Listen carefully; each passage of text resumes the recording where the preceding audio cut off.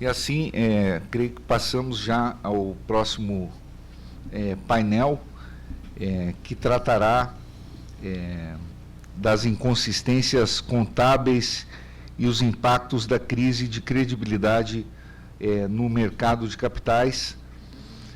Palestrante será o Bruno Duque Horta Nogueira, diretor jurídico do BTG Pactual, e serei o mediador deste painel.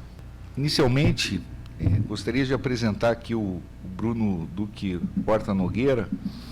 Ele é atualmente diretor executivo do Banco BTG Pactual, responsável pelo departamento jurídico na América Latina, General Counsel do Grupo BTG Pactual, trabalha no escritório de São Paulo, ingressou no Pactual em 2000, tornou-se sócio em 2009, iniciou sua carreira na Eletropaulo, trabalhando também no Grupo Rede, na Agência Nacional de Energia Elétrica, ANEEL, atuou como assessor especial na Secretaria de Energia do Estado de Minas Gerais, desenvolvimento do plano de racionamento de energia do governo federal em 2001, formou-se em Direito pela Faculdade de Direito do Largo São Francisco, na USP, tem especialização em Direito Empresarial.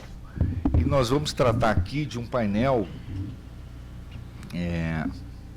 que aborda o tema das inconsistências contábeis e os impactos da crise de credibilidade no mercado de capitais, que é um tema que o Dr. Bruno certamente maneja e conhece muito bem como diretor jurídico do Grupo Pactual. Quer dizer, as inconsistências contábeis, como nós sabemos, podem ter vários impactos negativos sobre a credibilidade do mercado de capitais. A falta de confiabilidade nas informações financeiras, violação de regulamentações, impactos nos investidores e stakeholders, decisões negociais equivocadas,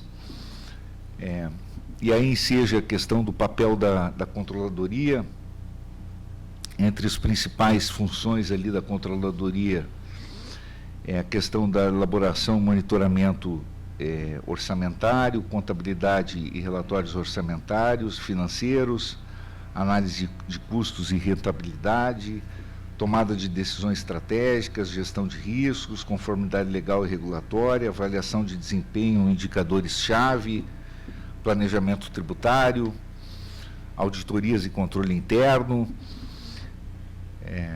Então, quando se pensa também na questão dos impactos da perda de credibilidade por ocorrência de fraudes contábeis, também há um papel importante dos controladores, né? Quando surgem fraudes contábeis, podem minar a confiança dos investidores com inúmeras consequências negativas, e há vários impactos que podem ser anotados, né? Por exemplo, relutância em investir no mercado de capitais, desvalorização das ações, fuga de investidores, restrições regulatórias, aumento no custo de capital, reputação, danos reputacionais, efeito dominó, aumento do escrutínio sobre as empresas, né?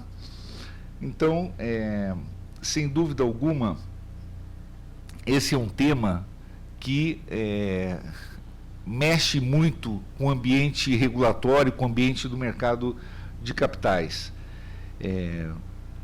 Mas também há o problema do chamado ativismo acionário, e que mexe com, que movimenta a chamada transparência financeira. Quer dizer, o que é o ativismo acionário? É uma estratégia adotada por acionistas com o objetivo de influenciar nos negócios, na definição de políticas e na direção estratégica das companhias abertas. Quer dizer, esse é um outro problema que também pode ser objeto de uma reflexão.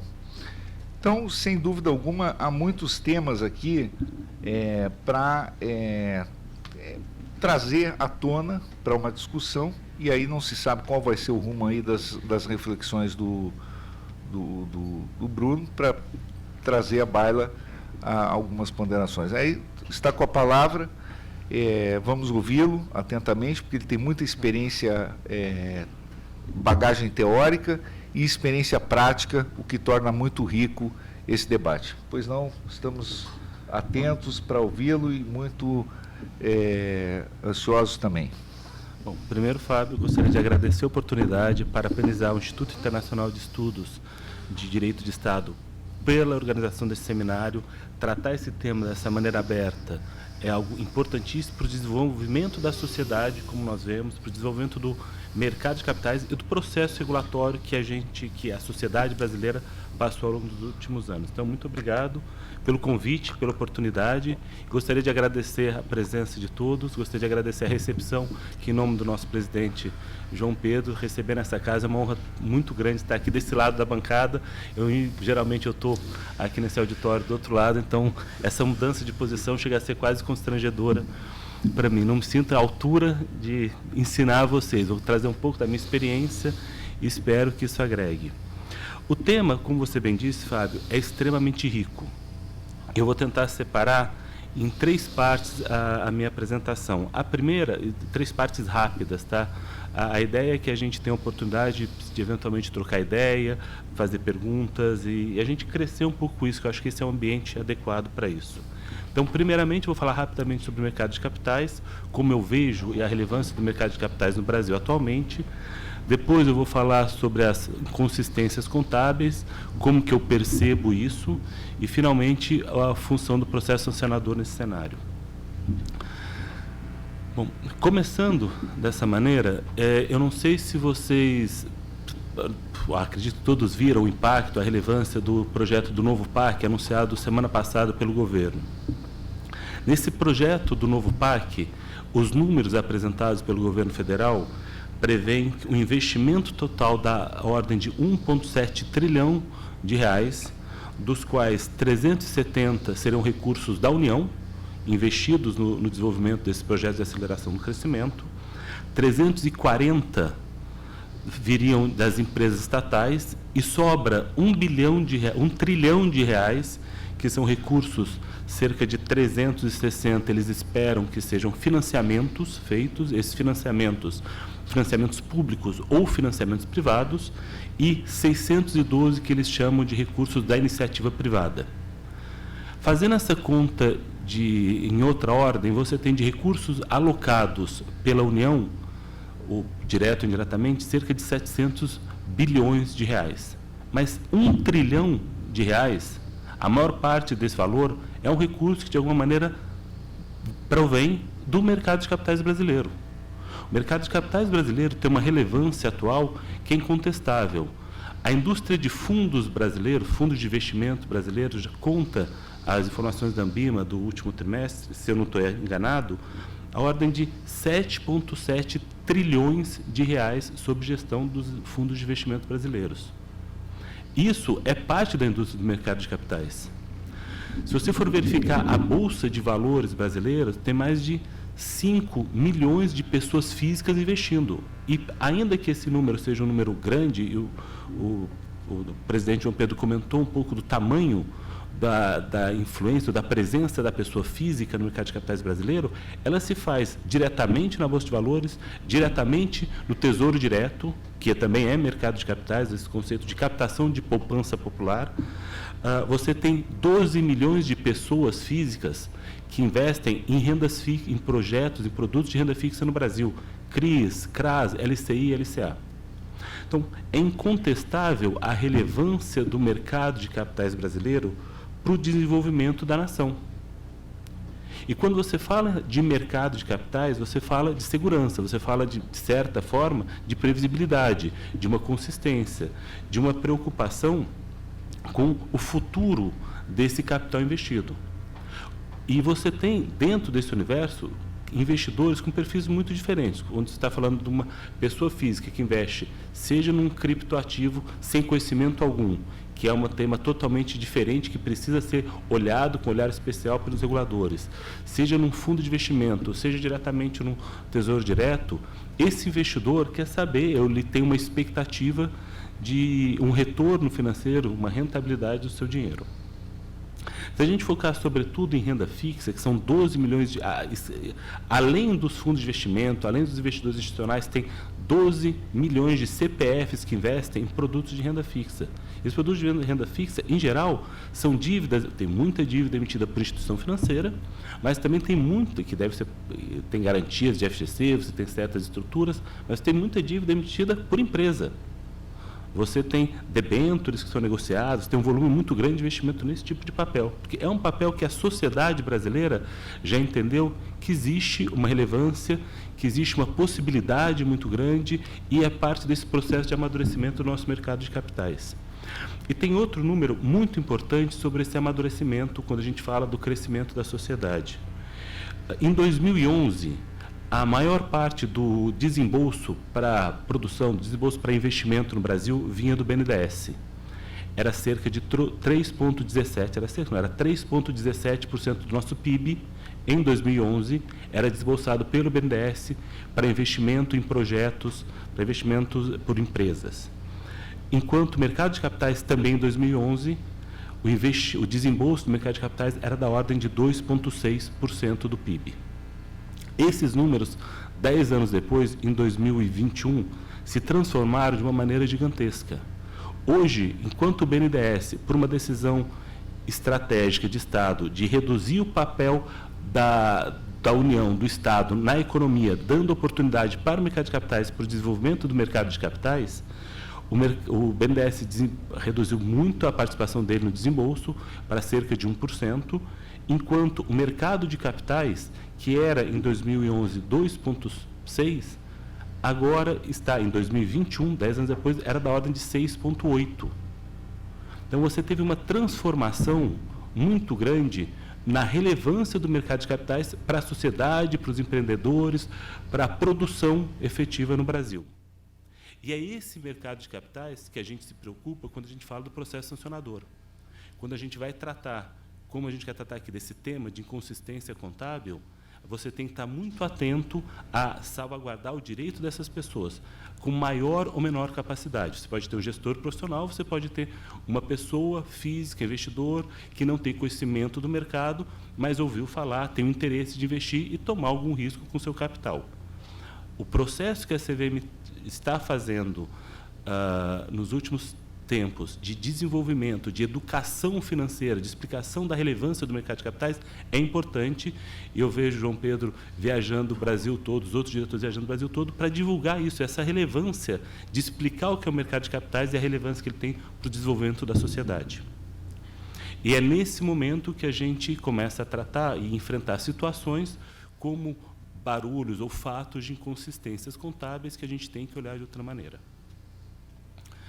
Passado, então, essa breve abertura sobre o mercado de capitais, falar um pouco sobre inconsistência contábil. É interessante que, no Brasil, por questões específicas, teve um barulho recente. Mas inconsistência, fraude contábil, escândalo contábil, é algo que remonta a praticamente 100 anos atrás. O primeiro grande caso de fraude contábil foi o caso da Fred Stern Company, em 1925, que era uma empresa de comércio de borracha nos Estados Unidos, que teve uma fraude contábil para garantir uma operação de crédito e uma compra muito grande de borracha. Isso a gente está falando 100 anos atrás. Isso no mercado que era o americano, não tem nada a ver com o mercado brasileiro.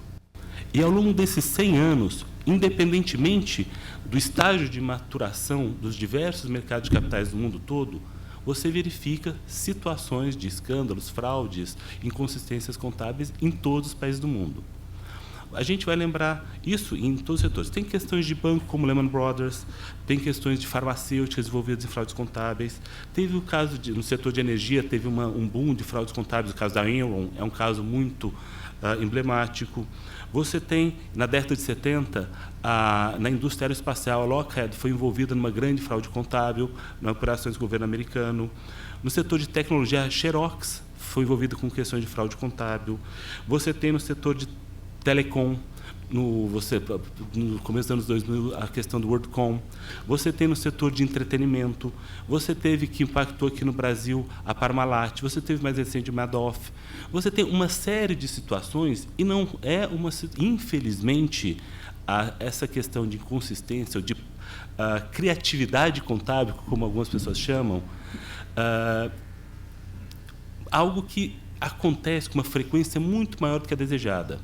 Por outro lado, é algo que o mercado, de alguma maneira, já, a despeito de não ser do interesse do mercado esse tipo de situação, ele já reconhece como são coisas que são exceções, mas que acontece com uma frequência, infelizmente, se você for pegar ao longo desses 100 anos, quase uma por ano, numa média de uma por ano, você acaba tendo uma grande inconsistência contábil, um caso muito grande de uma criatividade contábil que impacta a sociedade. E no mundo todo, você tem casos dos Estados Unidos, Inglaterra, Itália, Portugal, Índia, China, Japão, Canadá, França. Esse fenômeno é um fenômeno global. E ele decorre de uma mescla de fatores, dos mais diferentes possíveis. Muitas vezes decorre de uma pressão por resultado.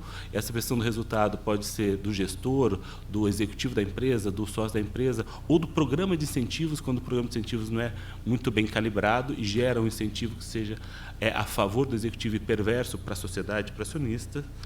Tem, em algumas situações, uma oportunidade de falta de transparência, ou você tem uma lacuna legal, você tem uma situação, uma oportunidade que essa opacidade permite com que a administração da companhia ou os executivos envolvidos façam isso, mas você tem, sobretudo, uma questão de um padrão ético.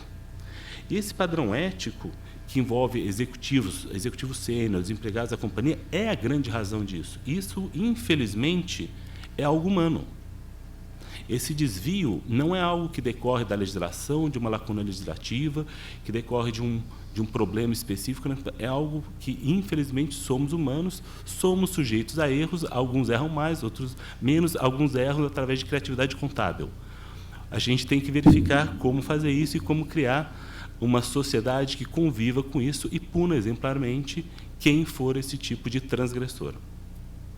Mas, felizmente, essa situação de criatividade contábil, de inconsistência contábil, é exceção, não é a regra. Você teve essa média de um caso por ano no mundo todo, mas ainda assim, se considerar o número de empresas, o tamanho do mercado de capitais global, isso é, felizmente, muito longe de ser a regra. Felizmente, a nossa sociedade dispõe de instrumentos e se porta de uma maneira muito contundente e intolerante contra casos como casos como esse. A gente viu, ao longo dos fatos recentes do Brasil, ou fatos na Enron lá atrás, na WorldCom, como a sociedade ficou indignada e se portou de uma maneira muito séria e intolerante em relação a esse tipo de prática. E isso é importante para o desenvolvimento da sociedade. E, sobretudo, felizmente, nós temos estruturas, temos instrumentos para casos como esses, para a gente punir quem tem que ser punido de maneira adequada, como punir. E daí a gente passa para o terceiro ponto, que é exatamente o processo sancionador. Que o processo sancionador é o remédio adequado para punir esses casos, para entender o que aconteceu nos casos e agir de forma forte, enérgica, para evitar que essa prática seja entendida como uma prática que existe uma permissividade, que existe uma leniência em relação a esse tipo de prática e postura. E o conhecimento, o reconhecimento da sociedade dessa estrutura de sanção do processo sancionador e dos instrumentos que a sociedade dispõe para se salvaguardar diante desses fatos é o que gera, de alguma maneira, uma tranquilidade para o mercado. E a verificação da execução dessa força que garante que esse mercado de capitais brasileiros ou global vá continuar se desenvolvendo. Eu acredito, sinceramente, que a CVM tem instrumentos, seja regulação, seja com concurso agora finalmente conseguido, vai ter instrumento de força, para conseguir atuar e coibir esse tipo de prática. A gente está falando em consciência contábil, mas tem uma série de outras práticas que não são adequadas para o mercado, para a maturidade do mercado de capitais que a gente busca. Mas isso a gente vai enfrentando ao longo da vida. A CVM está estruturada para isso e a justiça a gente já conhece e a gente teve momentos de um punitivismo exacerbado no Brasil. A gente reconhece agora, acho que com mais maturidade, que a justiça tem seu tempo. E o tempo da justiça não é necessariamente o tempo da vontade de se punir, da vontade de se tomar medidas. Então, você ter um processo sancionador adequado, que você dê oportunidade de defesa para garantir que você está respeitando os princípios constitucionais que a gente tem, mas que você venha punir, ao fim e ao cabo, quem realmente teve envolvimento, isso demora um tempo, mas isso tem que acontecer. E eu acho que ninguém no Brasil hoje questiona que isso vai acontecer a seu tempo. Que a sociedade brasileira tem instrumentos para atuar dessa maneira, para coibir de maneira forte práticas fraudulentas, práticas criminosas, práticas que são contrárias ao melhor interesse da própria sociedade. Uma preocupação que eu tenho quando a gente fala de casos assim é que existe você acaba vendo várias iniciativas que são mais falaciosas, no sentido de que é importante alterar a regulamentação de maneira drástica, a gente tem que ter mais instrumentos. Eu acho que nós temos instrumentos para isso. Nós temos, talvez tivesse, sempre a gente volta no tema que foi já bem colocado pelo presidente João Pedro, da falta de homem, de mão de obra dentro da CVM. Mas não é uma questão regulatória. Você tem normas que coíbem esse tipo de coisa. Você tem processos punitivos para isso. Só que você tem um tempo necessário para que isso aconteça. Sem aguardar este tempo, qualquer decisão prematura, qualquer decisão extemporânea, tende mais a prejudicar, uma condenação equivocada, tende mais a prejudicar o mercado de capitais e dar uma sensação equivocada de impunibilidade do que um processo maduro tomado com consciência. Eu tenho tranquilidade que a CVM tem capacidade e maturidade para conduzir o processo dessa maneira. Sobre a questão de normas, não bastam as normas. Infelizmente, os homens são falhos. Se bastassem normas, você não teria criminalidade no Brasil. Você tem normas postas, só que o problema é o homem. O problema é que a nossa cultura, o homem, sua espécie, ainda tem problemas. Esses problemas que acabam causando esse tipo de situação.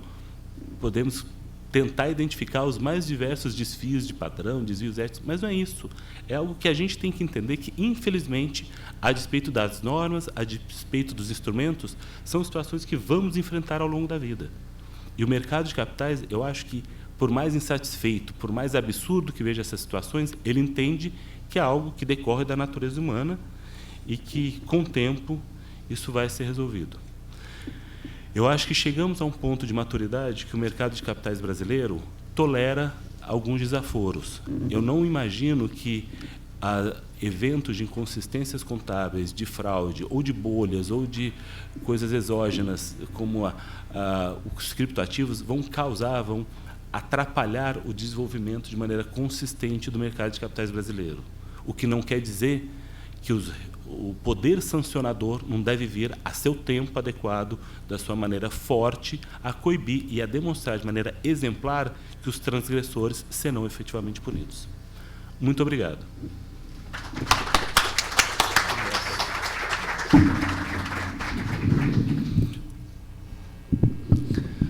Parabéns ao Duque pela brilhante palestra.